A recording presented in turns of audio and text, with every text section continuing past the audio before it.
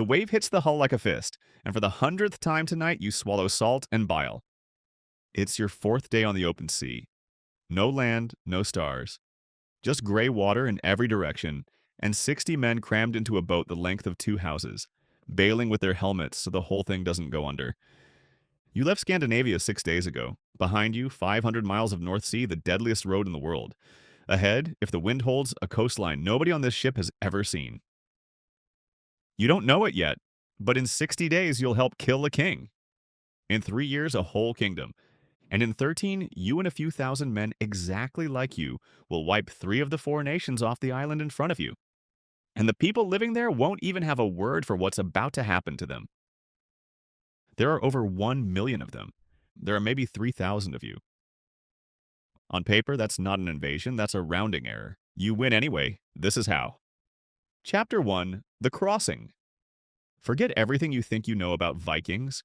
You are not here for a raid. For 70 years, men from your world have done the same thing to England every summer. You land, you burn, you grab the silver, and you're back on the water before the tide turns. Land, burn, leave. Home before winter because winter at sea is death. The English survived all 70 years because they understood the deal. You were a storm, terrifying, and then gone. Endure until autumn, and you'd be over the horizon. But look around this fleet.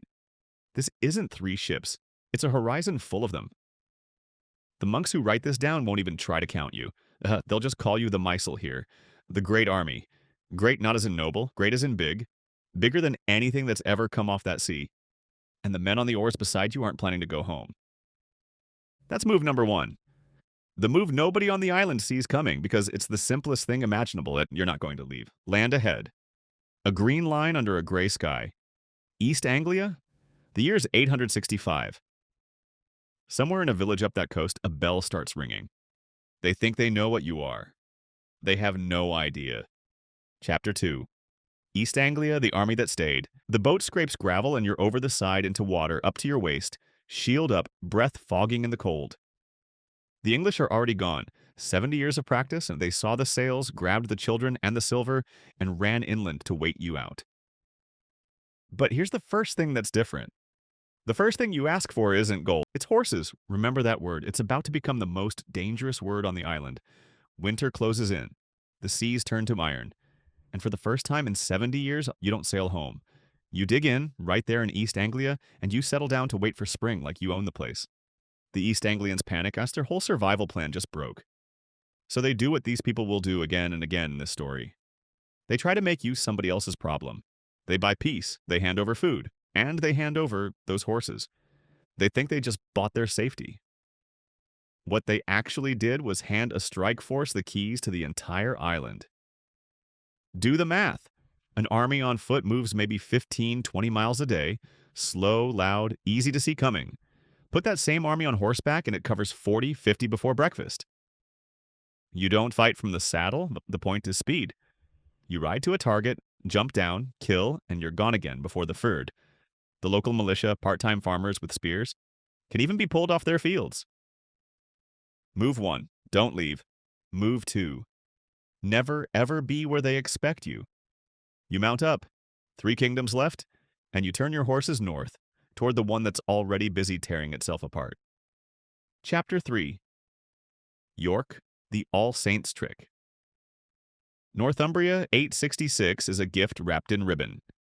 The kingdom has 2 kings, Osbert, thrown off the throne, and Ella, the man who took it. And they hate each other more than they could ever hate you. 2 courts, 2 armies, both pointed inward, and nobody watching the coast.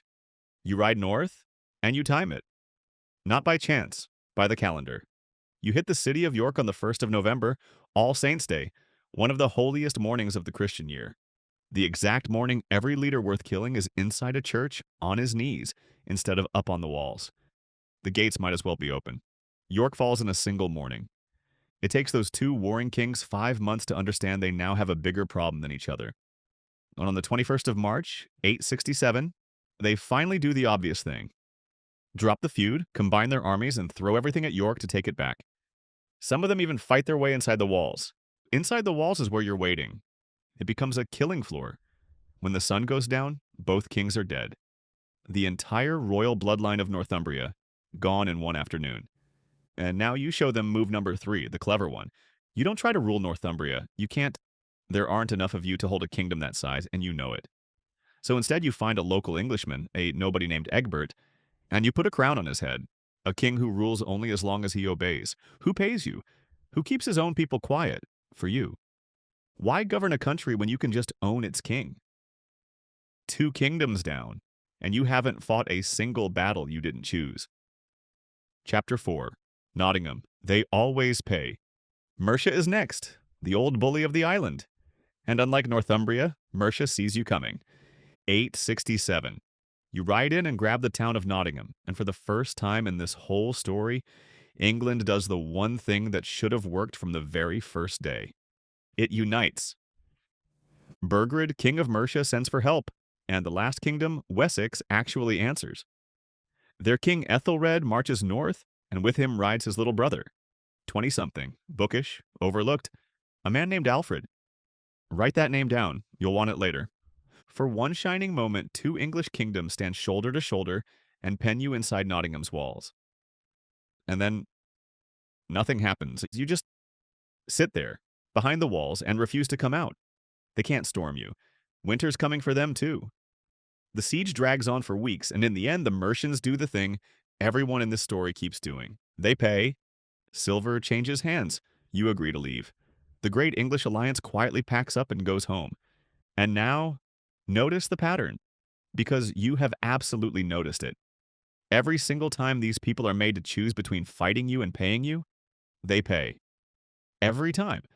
And every payment teaches you the same lesson. These people will always choose the safety in front of them over the war they're afraid of. That's not just a weakness. That's a weakness you can build an entire empire on. You take the silver, you file Mercia away for later. Before we continue, a quick thing. My name's Calvin, and we just launched this channel for people who love history. The goal is simple. Tell the stories nobody actually talks about. The ones exactly like this one. If you want to support us and help us make better videos, consider subscribing. It's free and it helps more than you'd think. All right, grab your shield. Let's get back to the story. Chapter 5 of The Return, a king who actually fights. Up to now, this has been almost easy. You own kings, you take silver, you've barely bled. That ends here. 869. You come back to East Anglia, the kingdom that gave you those horses in the first place. Only this time there's no deal on the table. This time you've come to end it. Their king is a man named Edmund, and Edmund does something almost nobody in this entire story has the nerve to do. He fights, he loses, and he dies. The oldest record of it is colder than the sea you crossed. They killed King Edmund and conquered the land. That's it. 100 years later, a monk will spin it into legend. Edmund tied to a tree, shot so full of arrows he looked like a hedgehog, then beheaded. Did it happen like that? Nobody can know. What you know is simpler. The king stood, the king fell. And East Anglia has no one left to lead it. 3 winters, 3 kingdoms. All conquered or collared. And you've hardly lost a man. 1 kingdom left. In 870, you turn your horses south toward Wessex, and Wessex does not fold. Chapter 6. Wessex. The arithmetic of war. The year 871 is so violent the monks can barely keep up with their own writing. 9 battles in 12 months, 1 every 6 weeks. All winter, all spring, all summer. Blood. The famous one comes early at a hill called Ashdown, where that overlooked little brother, Alfred, actually breaks a Viking army in the open field and sends it running. For one afternoon, it looks like somebody finally cracked the code.